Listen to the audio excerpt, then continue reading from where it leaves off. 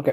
Hello friends, இது உங்கள் banking பாய். So இன்றைக்கி என்ன பார்க்க போகிறோம், என்ஐசிஎல் அசிஸ்டண்ட்டோட ரெக்ரூட்மெண்ட் வந்து ரிலீஸ் பண்ணிட்டாங்க. 500 வேகன்சி, அதாவது 2026லேருந்து 27க்கான வேகன்சிஸ் ரிலீஸ் பண்ணிட்டாங்க. ஓகேவா? ஸோ இப்போ அதான் பார்க்க போகிறோம். ஸோ இப்போ இந்த அகாடமிக்கு இது தேர்ட் எக்ஸாம். ஸோ இப்போ ஃபஸ்ட்டு ஆல்ரெடி எஸ்பிஐபிஓ ஐபிபிஎஸ்பிஓ வந்துருச்சு. ஸோ இப்போ அதை தொடர்ந்து இப்போ என்ஐசிஎல் அசிஸ்டன்ட் வந்திருக்கு. ஸோ இப்போ வந்து போர்ட்டல் ஓப்பன் ஆயிடுச்சு ஃப்ரெண்ட்ஸ். இப்போ போர்ட்டல் பார்த்தீங்கன்னா 18th ஜூலை அதிலே ஓப்பன் ஆயிடுச்சு. அண்டு வந்து 18th ஜூலைலேருந்து 7th ஆகஸ்ட் வரைக்கும் போர்ட்டல் ஓப்பனாக இருக்கும். அண்டு நம்மளுக்கு எப்பயும் போல் ஃபீஸ் அப்ளிகேஷனும் சேம் அந்த டேட்ஸ் வரைக்கும் இருக்கும். ஓகேவா? அது முடிஞ்சு அடுத்த டேட் ஆஃப் எக்ஸாமினேஷன்ஸ், அதாவது ப்ரிலிம்ஸ் எக்ஸாம். ஸோ இப்போ ப்ரிலிம்ஸ் எக்ஸாம் எடுத்துக்கிட்டோம் அப்படின்னா அது வந்து நம்மளுக்கு வந்து 27th ஆகஸ்ட்டு போட்டிருக்காங்க. And mains examination 30th October. So இப்போ ரொம்ப கேப் இருக்குது. ஸோ ப்ரிலிம்ஸுக்கும் ஆல்சோ கேப் இருக்குது, 1 மந்த்துக்கு மேலே இருக்குது. So 27th August next month தான். மெயின்ஸுக்குமே கேப் இருக்குது, நல்லாவே கேப் இருக்குது. ஓகேவா? ஸோ அப்போ அது போட்டிருக்காங்க. அடுத்ததாக நம்மளுக்கு வந்து இந்த வேக்கன்சிஸ் அலாட்மெண்ட். ஸோ இப்போ இதில் பார்த்தோம்னா ஒவ்வொரு ஸ்டேட் வைஸாக கொடுத்துருக்காங்க. நம்மளுக்கு தமிழ்நாடுன்னு பார்த்தோம்னா இந்த இருக்குது. ஸோ இப்போ தமிழ்நாடுக்கு மொத்தமாக பார்த்தோம்னா தமிழ்நாடுக்கு வந்து 49 வேக்கன்சிஸ். ஸோ இப்போ 49 வேக்கன்சி தமிழ்நாடுக்கு இருக்குது மொத்தமாக.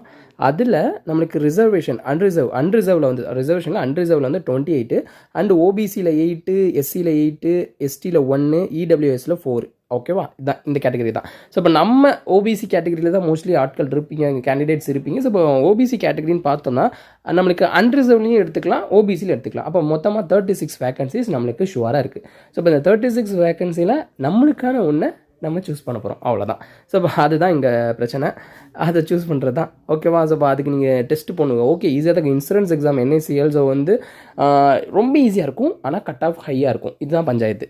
ஸோ இப்போ லாஸ்ட் டைம்லாம் நான் எழுதியிருந்தேன். ஸோ இப்போ எனக்குலாம் வந்து நான் அட்டெம்ப்ட்டு கிட்டத்தட்ட 90+ கொடுத்துருந்துருப்பேன். ஆனால் என்ன இஷ்யூ, எனக்கு வந்து ஏதாச்சும் இந்த இங்கிலீஷ், நான் ரெகுலராக என்னோடய வீடியோஸ் பார்த்தா தெரியும், இங்கிலீஷில் எனக்கு கொஞ்சம் வீக்குன்றனால எனக்கு இங்கிலீஷோட ஸ்கோரில் எரர் வந்திருக்கும். பட் அந்த குவான்ஸ் ரீசனிங் நல்லா பெர்ஃபார்மன்ஸ் கொடுத்துருப்பேன். பட் இங்கிலீஷில் வந்து எரர் வந்தனால அப்படியே மார்க் வந்து லோவாயிருக்கும். ஸோ இப்போ இதுதான் பஞ்சாயத்தாக இருக்கும். ஸோ இப்போ அதனால் வந்து கட் ஆஃப் ஹையாக இருக்கும். அதை தான் நம்ம பார்த்துக்கணும் இந்த எக்ஸாமை பொறுத்தளவுக்கு. ஏன்னா இன்சூரன்ஸ் ஃபுல் அண்ட் ஃபுல்லி வந்து ரொம்ப ஈஸியாக இருக்கும், ஆனால் கட் ஆஃப் கூட இருக்கும். அதுதான். மித்தபடி இங்கே அஸ் யூஷுவல் எஸ்பிஐக்கு ஐபிபிஎஸ்க்கு பார்த்து அதே வந்து டீட்டெயில்ஸ் தான் கொடுத்துருப்பாங்க. பெருசாக இதில் ஒன்றும் இல்லை. இதில் வேறு என்ன இருக்குது, பேட்டர்ன். ஸோ இப்போ பேட்டர்ன் ரொம்பவே சூப்பராக இருக்கும், ஸ்டாண்டர்டாக இருக்கும். மோஸ்ட்லி நம்மளுக்கு எஸ்பிஐ கிளரிக்கல், ஐபிபிஎஸ் கிளரிக்கல், ஆர்ஆர்பியில் எஸ்பிஐ ஐபிபிஎஸ் இந்த மாதிரி பேட்டர்ன் தான் இருக்கும். ஸோ இப்போ இது வந்து ப்ரிலிம்ஸ் எக்ஸாமோட பேட்டர்ன். ஸோ இப்போ என்னென்னு பார்த்தீங்கன்னா இங்கிலீஷ் வந்து பார்த்தோம்னா நம்மளுக்கு வந்து 30 கொஸ்டின்ஸு 30 மார்க்ஸ் டோட்டலாக. நம்மளுக்கு வந்து 20 minutes செக்ஷனல் டைமிங் இருக்கும். அதே மாதிரி ரீசனிங் பார்த்தோம்னா 35 கொஸ்டின்ஸ் 35 மார்க்ஸு, செக்ஷனல் 20 minutes. அடுத்து ஆப்டிடியூட் குவான்ஸ் பார்த்தோம்னா 35 questions 35 mark, sectional 20 minutes. So டோட்டலாக 100 மார்க்ஸு 100 கொஸ்டின்ஸு 1 hour டைம். ஓகேவா? ரொம்ப ஈஸியாக இருக்கும். ஸோ இப்போ நம்மளுக்கு வந்து இங்கிலீஷ் அண்ட் ஹிந்தியில் வந்து ப்ரொவைட் பண்ணுவாங்க. அந்த ஆன்சர்ஸ் வந்து அப்படி வந்து ஷோ ஆகும். இப்போ மெயின்ஸ்னு எடுத்துக்கிட்டோம்னா ரீசனிங் என்னென்ன இருக்குது பாருங்கள். Reasoning, English, quants, general awareness, அடுத்து கம்ப்யூட்டர். இதில் கம்ப்யூட்டர் வரும். இன்சூரன்ஸை பொறுத்தளவுக்கு மோஸ்ட்லி கம்ப்யூட்டர் வரும். இன்சூரன்ஸ்லேயும் கம்ப்யூட்டர் வரும். ஆர்ஆர்பி நம்ம எழுதுவோம்ல கிளரிக்கல் ரூரல் பேங்க், அதுக்குமே கம்ப்யூட்டர் வரும். ஓகேவா? ஸோ அதை மைண்டில் வச்சுக்கணும்.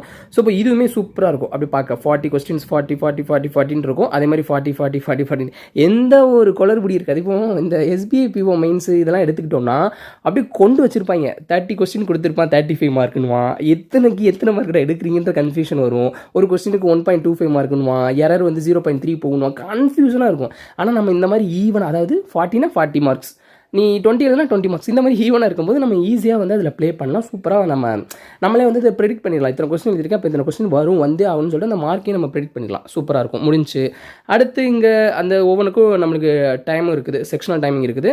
அண்ட் டோட்டலாக எக்ஸாம் வந்து மெயின்ஸ் எக்ஸாம் 2 hours நடக்கும், 200 மார்க்ஸுக்கு நடக்கும். ஓகேவா?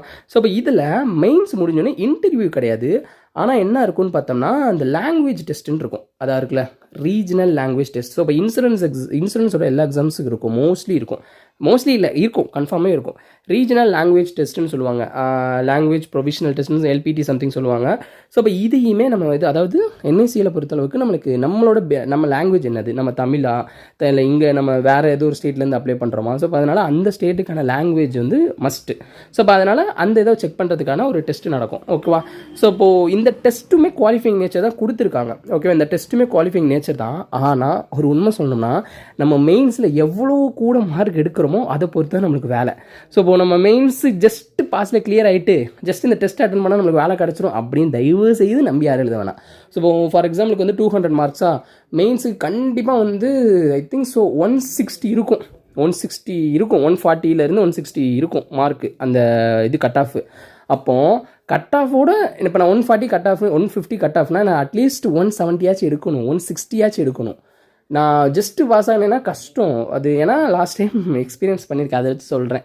சரி, அதனால் வந்து இது குவாலிஃபைங் நேச்சர். ஜஸ்ட் நம்ம பாஸ் ஆகிட்டு மெயின்ஸ் பாஸ் ஆகிட்டு நம்ம ஜஸ்ட்டு இந்த டெஸ்ட்டை முடிச்சிட்டோம்னா உள்ளே போயிடலாம் அப்படின்னு நினைக்க வேணாம். நான் சொல்கிறேன் சேஃப்டிக்காக ஒரு 10 மார்க் 15 மார்க் லீடிங்கில் நம்ம எடுத்துக்கிறது நல்லது. ஸோ ஓகேவா, இதில் இந்த டீட்டெயில்.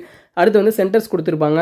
ஸோ சென்டர்ஸ் செக் பண்ணிக்கலாம். ஸோ இப்போ ஒவ்வொரு ஸ்டேட்டுக்கான சென்டர் இருக்குது. இப்போ நம்மளுக்கு பார்த்தோம்னா தமிழ்நாடுக்கு மட்டுமே எத்தனை 1 2 3 4 5 6 7 8 9 10 11 12 13 சென்டர்ஸ் கொடுத்துருக்காங்க. ஸோ இப்போ இது ஃபுல்லாமே தமிழ்நாடுக்கு. ஸோ சூப்பராக இருக்குல்ல, இது ஃபுல்லாமே தமிழ்நாடுக்கு. அவ்வளோதான் 30 சென்டர்ஸ். நம்மளுக்கு இங்கே இருக்குது, இங்கே காணும். ஐயோ என்ன காணும், டேய் இது எதுக்கு மதுரையை காணும்டா, அந்த அரிசி பயந்துட்டேன், மதுரை இந்த இருக்குது. ஸோ நம்மளுக்கு மதுரை. ஸோ ஓகேவா. ஸோ இப்போ சென்டர்ஸும் செக் பண்ணிக்கலாம். சென்டர்ஸுமே அதிலே இருக்கும். நம்ம அப்ளை பண்ணும்போதுமே மேபி கேட்கணும், இன்னும் வந்து அப்ளிகேஷனுக்குள்ளே போய் பார்க்கல. அண்டு ஃபீஸ் பார்த்தோம்னா இந்த எஸ்சி எஸ்டி பிடபிள்யூபிடி இஎக்ஸ்எஸ் இந்த கேட்டகரியில் வர கேண்டிடேட்ஸ்க்கு வந்து ஃபீஸ் கிடையாது. அண்டு அதை தவிர இருக்கிற கேண்டிடேட்ஸ் அவங்களுக்கு வந்து ஃபீஸ் இருக்குது. அது எவ்வளோன்னு பார்த்தோம்னா 850 rupees ஃபீஸ் இருக்குது. ஓகேவா. ஸோ அப்போ அந்த ஃபீஸ் அஸ் யூஷுவல் நார்மல் பேங்கிங்கில் பண்ணுற சார்ஜ் மாதிரி தான் இருக்குது. அண்ட் எப்படி அப்ளை பண்ணணும் அப்படின்றது பார்த்தோம்னா இந்த டேட்டுக்குள்ளே இருக்குன்னு சொல்லிட்டாங்க. அடுத்த அப்ளிகேஷன் பார்த்தோம்னா ரொம்ப சிம்பிள், அந்த வெப்சைட்குள்ளே போனாலே தெரியும். அடுத்து அஸ் யூஷுவல் அப்ளை பண்ணுறது அந்த நம்ம அப்லோட் பண்ணோம்ல ஃபோட்டோகிராஃபு சிக்னேச்சரு இது எல்லாமே செட்டாக எடுத்து வச்சுக்கணும். இப்போ நம்ம எஸ்பிஐக்கு பண்ண அதே ப்ரொசீஜர் தான். பட் என்ன இந்த டிக்ளரேஷன் வேணால் சேஞ்ச் ஆகலாம். அப்போ மித்தபடி இந்த ஃபோட்டோ காப்பி தம்பு அடுத்து வந்து என்னது வேறு என்ன சிக்னேச்சரு இது ஃபுல்லாமே ஒரே ஃபார்மேட் தான் இருக்கும். அதை நம்ம சேஞ்ச் இல்லை, அது ஜஸ்ட் அப்படியே எடுத்து வச்சுக்கணும். எத்தனை கேபியில் நம்ம பண்ணுறோமோ அதே தான் வந்து அப்படியே கண்டினியூஸாக பண்ணுவோம். இப்போ ஃபார் எக்ஸாம்பிள் சொன்னால் சிக்னேச்சர் வந்து 10லேருந்து 20 கேபிக்குள்ளே இருக்கும், அதே தான் ஃபாலோ பண்ணுவோம். அடுத்து வந்து நம்ம ஃபோட்டோ காப்பி இருக்குல்ல, அதுவும் வந்து 10லேருந்து 50 கேபிக்குள்ளே இருக்கணும், அதுவும் காப்பி அதுவும் அப்படி தான் எல்லா எக்ஸாமுக்கும் அதே தான் வரும். ஸோ அப்போ அதனால் ஒரே இதை எடுத்து வச்சுக்கோங்க. ஒவ்வொரு வாட்டி வந்து கம்ப்ரெஸ் பண்ணுறேன் குறைக்கிறேன் அப்படின்னு பண்ணிகிட்டு இருக்காதிங்க, அது தேவையில்லாத வேலை. சரியா. இந்த இருக்குல்ல ஃபோட்டோகிராஃபி இமேஜும் 20லேருந்து 10 கேபிக்குள்ளே இருக்கணும். அடுத்து சிக்னேச்சராக எங்கே காணும், சிக்னேச்சர் இந்த இருக்குது. சிக்னேச்சர் பார்த்தோன்னா 10லேருந்து 20 கேபி இருக்கா, அவ்வளோதான். ஸோ அந்த ஃபைல் ஃபார்மேட் அஸ் யூஷுவல் நம்ம ஜேபெக் இந்த கான்செப்ட்டுக்குள்ளே வந்துடும், அவ்வளோதான் முடிஞ்சு. மித்தபடி இதில் பெருசாக இல்லை. ஸோ வேறு என்ன இதெல்லாம் ஜென்ரல் இன்ஃபர்மேஷன் தான். ஜஸ்ட் ரீட் பண்ணி பாருங்கள், உங்களுக்கு ஏதாச்சும் அண்டர்ஸ்டாண்டபிள் ஆகும். ஸோ அவ்வளோதான். ஸோ இதுதான் கொடுக்கப்பட்டிருக்கு. ஸோ அதனால பேட்டர்ன் வந்து இதுதான். வெயிட் இங்கே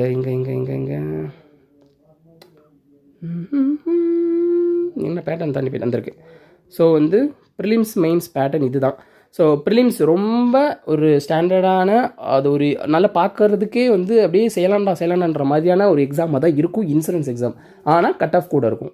இந்த ப்ரிலிம்ஸுக்கெலாம் எனக்கு தெரிஞ்சதான் சொல்கிறேன்ல 90+ அட்டெம்ப்ட்டை கொடுத்துட்டு வந்துடணும். அது எரர் ஒரு 2-3 எரர்ஸ் போனால் போதும். மித்தபடி நம்ம ஏதோ கொடுப்போம் அப்படின்னு கொடுத்தோம்னா கஷ்டம்.